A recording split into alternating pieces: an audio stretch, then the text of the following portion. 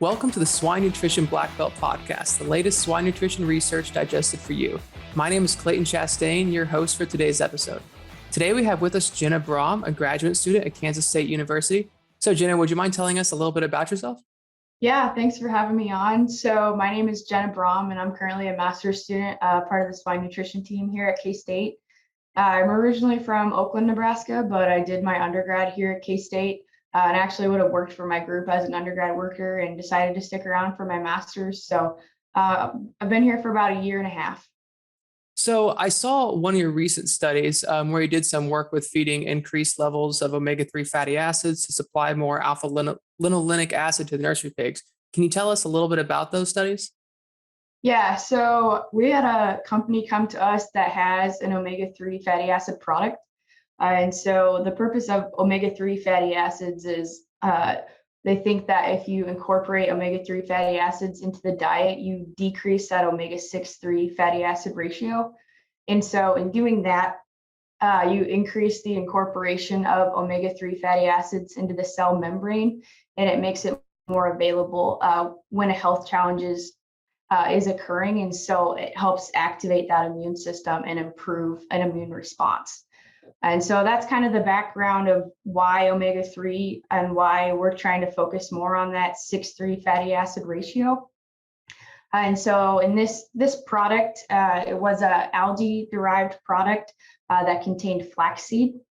And so that we wanted to look at that product being implemented in the nursery. And so the first trial was done here at K-State, where we implemented that product during the nursery phase from phase 1 to 3 from either a 0 to 4% inclusion.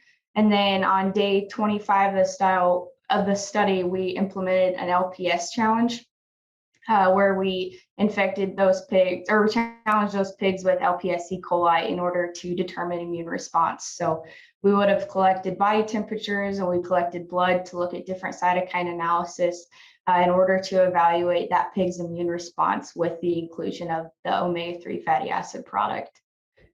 And so then we took that study into a commercial trial with new fashion pork. So we took that same O3 product and we implemented it into their nursery diets, treatments ranging from 0 to 3% inclusion. And what was different about this study was that these pigs in the nursery were actually sourced from PRRS-positive sow farms. And so we took cotton ropes and hung those in the pens once a week and collected oral fluids to determine when those pigs tested positive for PRRS or if they were going to test positive for PRRS. And so in this study, they actually did test positive for PRRS about 3 weeks into the nursery. And so we didn't see any growth performance differences between our different treatments with increasing levels of that O3 product until those pigs tested positive for PRRS. And so we saw positive results about day 21 of the study. And so after day 21 was when we started to see an improvement in growth response. Day 21 to day 46, I think, was the study. And so then during that time, we also, with the inclusion of the O3 product, we also saw a reduction in total removals and mortalities. So it was a good study and two different health challenges to look at and to compare. And so in our K-State study, we didn't see any difference in growth performance or really any difference in immune response between the dietary treatments. However, when we took that to a commercial site, we did see differences in growth response and improvement in growth response with that inclusion of the O3 product at 3% inclusion. But like I said, we didn't really see those results until after those pigs tested positive for PRRS. Gotcha. So because there are two different studies, one at the K-State, one at New Fashion. Yep.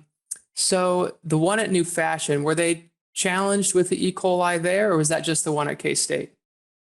Just at K-State, they were challenged with E. coli. Okay. And then vice versa with the PRRS, were they also positive at PRRS at K-State, or is it just at New Fashion? We didn't test for PRRS at K-State, but we would assume that they did not have any PRRS challenge. Okay. So it seemed to help with PRRS when they're infected with PRRS, but it didn't really have much with the E. coli. I don't know if that's if it's just the two different health challenges that they were exposed to, whether that's enteric bacteria and viruses, or the time that they were exposed to the health challenge, because the new fashion pigs would have been exposed to PRRS for a longer period of time. Whereas the K-State trial, they were exposed to the E. coli challenge for like 12 to 24 hours. So I don't know if the duration played a role in that as well. Gotcha. I'll say, so that is pretty interesting that it works with like one, but not the other entire diseases we have right now. Do you think it could have been, I mean, this is obviously hypothesizing at this point, but do you think it could have been any different if you tried different strains of E. coli, such as like F4, F18? Yeah, so the strain that we used to challenge E. coli pigs at K-State was the 055B5 strain. And we used that strain just by looking at past literature and seeing what other researchers were doing when they were implementing a LPS E. coli challenge. And that seemed to be the most consistent strain that was used to challenge. So that's what we would go with. I'm not really sure if a different strain would give us different results or not, but yeah, that's a good theory.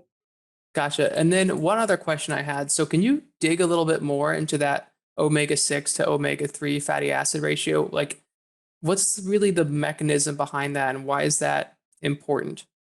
Yeah, and I think that's kind of a new topic that nutritionists can maybe start focusing on, or researchers can start digging into more. But that omega-6-3 fatty acid ratio, we're kind of learning. So in our diets, it's typically very high.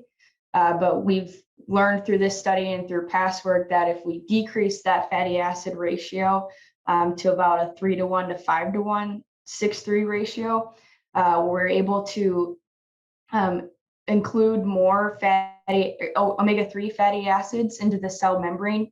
And so then those omega-3 fatty acids are readily available when a health challenge is implemented. And so we're able to, it's there when the immune system is activated.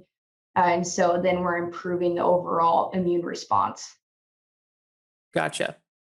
All right. Well, that's all pretty interesting. Is there any more like research that you're going to continue to do on this with maybe different strains of infection or maybe different locations? Yeah, so we actually have a follow-up trial with another production system that'll be a larger scale to increase our rep size, but our treatments will just have a 0 and a 3% inclusion, but we'll implement that omega-3 product into that production system's nursery diets. And similar to the new fashion, these pigs will also come from a PRRS positive sow source. And so we're also hanging oral ropes to get oral fluid samples to analyze for PRRS and see if we can pick up that same response, and that especially that mortality response. Gotcha. Well, that's all very interesting, and I hope you get the same sort of response that you saw at the last farm. Yeah, we hope so too. Yeah, well, I think that's all we have time for on the show. So thank you for coming on the show, and to everyone else, thank you for listening to the Swine Nutrition Black Belt podcast. Please visit us at swinenutritionblackbelt.com, and don't forget to subscribe to our podcast channel so you won't miss out on the next episode. See you next week. Hey everyone, we're always searching for the latest and greatest research to share each week. If you have a swine nutrition related research trial and would like to come on the show to talk about it and share with us, feel free to send an email to nutritionblackbelt@swineit.com, and we would love to take a look at your research.